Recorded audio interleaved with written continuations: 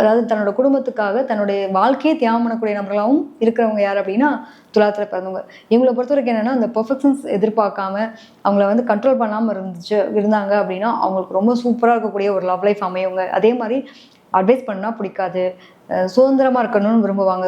சுதந்திரத்தை தடை பண்ணக்கூடிய நபர்களாக கூட பார்ட்னர் அமைஞ்சாங்கனாலும் கஷ்டம்.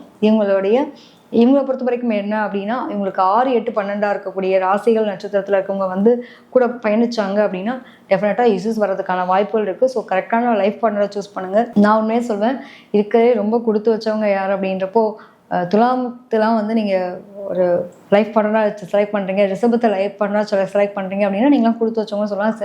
24/7 தன்னோட இடத்தையும் சரி தன்னை சுற்றி இருக்கவங்களையும் ஒரு வசீகர தோட்டத்தோடையும் சந்தோஷத்தையும் வச்சுக்கக்கூடிய நபர்களாக இருப்பாங்க. ஸோ இவங்களுக்கு கரெக்டான லைஃப் பார்ட்னர் மட்டும் அமைஞ்சிட்டா அவங்கள மாதிரி கொடுத்து வச்சவங்க யாருமே கிடையாது.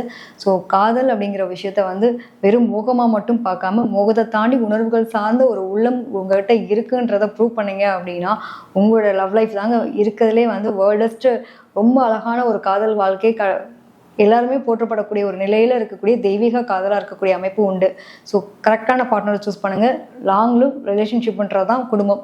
இன்னைக்கு எடுத்தோம் நாளைக்கு முடிக்கிறோன்றது கிடையாது. ஸோ உங்களுடைய காதல் வாழ்க்கை கண்ணியமான காதல் வாழ்க்கையாக இருக்கணுங்கிறத முடிவு பண்ணிவிட்டு உங்களுடைய காதலை காதலிங்க. காதலுக்கு மரியாதை கொடுங்க.